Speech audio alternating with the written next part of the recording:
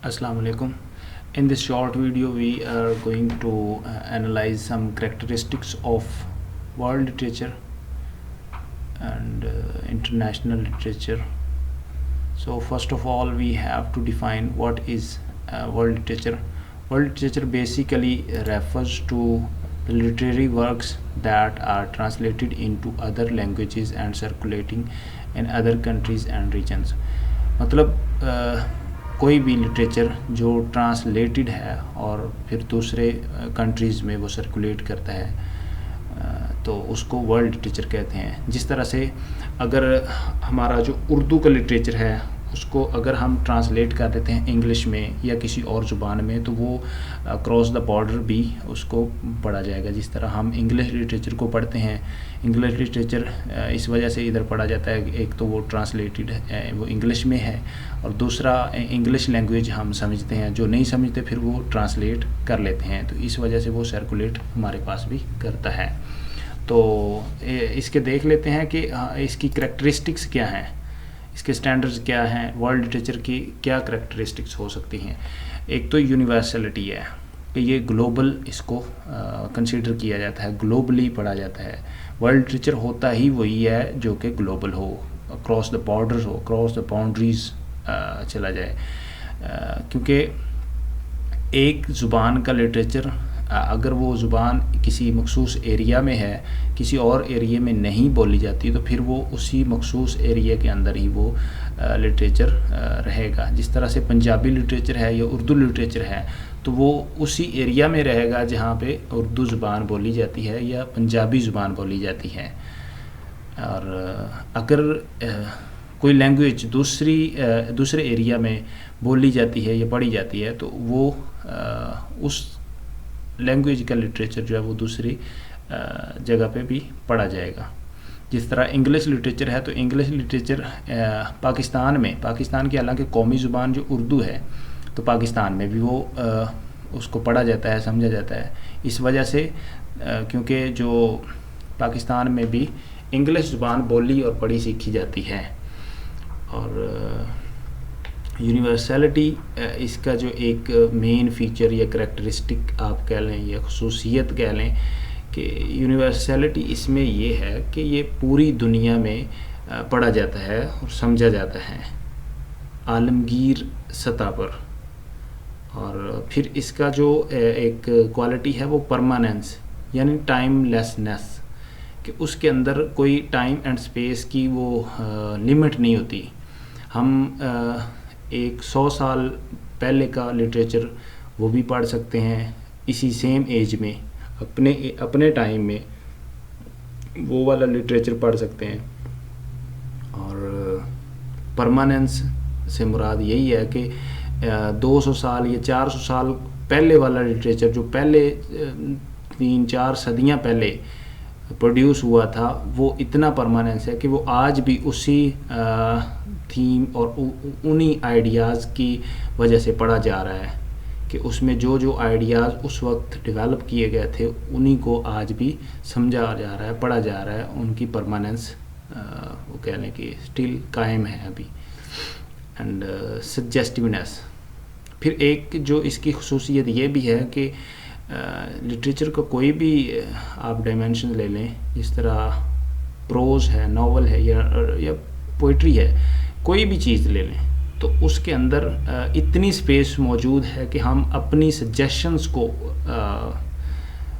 مطلب دے سکتے ہیں. کسی بھی ناول پہ اپنی جو آئیڈیا ہے یا اپنا ایک انالیسز ہے وہ پیش کر سکتے ہیں, سجیسٹ کر سکتے ہیں.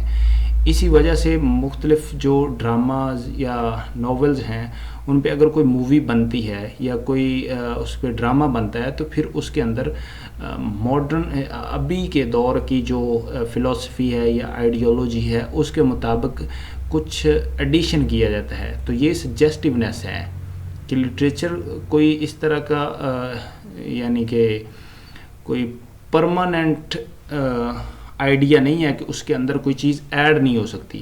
وہ اس لحاظ سے پرماننٹ ہے کہ اس کو ختم نہیں کیا جا سکتا. وہ اپنا ایک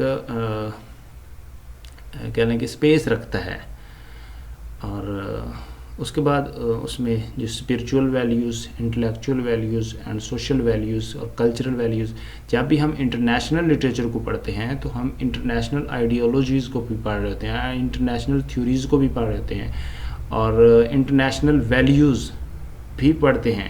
اب ہم انگلش لٹریچر پڑھتے ہیں تو انگلش لٹریچر کے جو انگلش سوشل سیٹ اپ ہے، سوشل سسٹم ہے یا کلچرل سسٹم ہے انگلش، وہ بھی ہم پڑھ رہے ہوتے ہیں۔ اگر ہم عربک لٹریچر کو پڑھیں تو عربک لٹریچر میں جو ان کے وے آف لائف ہے یا سوشل سیٹ اپ ہے اس کو بھی ہم اس میں دیکھیں گے، پڑھیں گے۔ جس طرح اگر ہم چائنی لٹریچر پڑھتے ہیں یا چائنیز ڈراماز کو دیکھتے ہیں تو اس میں ہمیں بالکل واضح طور پہ ان کا سوشل سیٹ اپ بھی نظر آئے گا، ان سے ہم کلچرل ویلیوز کو بھی دیکھیں گے۔ انٹلیکچوئل ویلیوز اس طرح سے ہوں گی کہ ہم اس سے سیکھ بھی رہے ہوتے ہیں کچھ چیزیں، ہم اپنے آپ کو ڈیولپ کرنے کے لیے، جس طرح ہم کتابیں پڑھتے ہیں تو اپنے آپ کے نالج کو گین کرنے کے لیے، اپنے آپ کو ڈیولپ کرنے کے لیے وہ پڑھتے ہیں نا، تو اس میں انٹلیکچوئل ویلیوز بھی ہوتی ہیں۔ اگر ہم ورلڈ لٹریچر کو پڑھتے ہیں، کوئی بھی کسی دوسرے کنٹری کا لٹریچر اگر ہم پڑھتے ہیں تو اس میں ہمیں spiritual values, intellectual values and social values, یہ تمام کی تمام جو قدریں ہیں وہ ملتی ہیں کہ انڈیا میں رہنے والے لوگ وہ کس طرح سے اپنی لائف گزارتے ہیں، ان کا سوشل سیٹ اپ کیا ہے، وہ اپنے پولیٹیکل ان کا سسٹم کیا ہے، ایجوکیشنل سسٹم کیا ہے، وہ ان کے موویز میں، ان کے ڈراماز میں ہمیں نظر آ رہا ہوتا ہے۔ اور یہی ورلڈ لٹریچر ہے کہ اکراس دا بارڈر اگر کوئی چیز پڑھی دیکھی جا رہی ہے یا سنی جا رہی ہے یا پرفارم کی جا رہی ہے تو اس کو ورلڈ لٹریچر کہتے ہیں۔ World literature is the cultural heritage of all humanity, کہ جو ورلڈ لٹریچر ہے وہ ایک کلچرل ہیریٹیج، مطلب کسی نہ کسی طریقے سے ورلڈ لٹریچر کا جو لٹریچر کا بیسیکلی لٹریچر کا جو تعلق ہے وہ ہیومن لائف کے ساتھ ہے۔ Literature is the mirror of human life.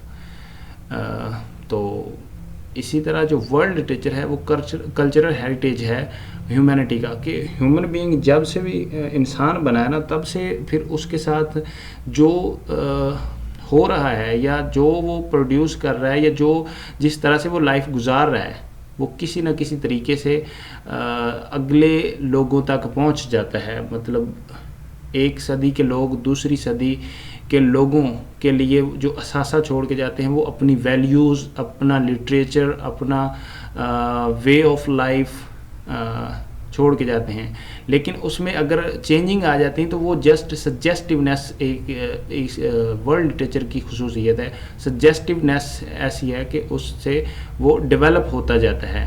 جس طرح سے آج سے پہلے اگر 100 سال یا 200 سال کا لٹریچر دیکھا جائے تو اتنا وہ ڈیولپ نہیں تھا جتنا آج کا ہے، یا اتنا وہ فیمس نہیں تھا جتنا آج ہے۔ کیونکہ آج کل تو ماڈرن ٹیکنالوجی اس طرح کی ہے کہ اس کو ٹرانسلیٹ کرنا بھی ایزی ہے، اس کو سرکولیٹ کرنا بھی بہت ایزی ہے، اور اس کو دنیا کے کونے کونے تک پہنچانا بھی بہت آسان ہے۔ جس طرح اگر ہم کوئی بھی سوشل میڈیا کا کوئی بھی پلیٹ فارم دیکھ لیں، اگر ہم ٹک ٹاک یا اسنیک ویڈیو ہی اوپن کر لیں تو اس میں ہمیں مختلف ممالک کی جو سوشل سسٹم ہے یا ان کا جو وے آف لائف ہے وہ بھی نظر آ رہا ہوتا ہے، سیم پلیس پہ سیم ٹائم میں۔ تو اس طرح سے یہ ورلڈ لٹریچر جو ہے نا، اس کے کافی زیادہ بینیفٹس ہیں۔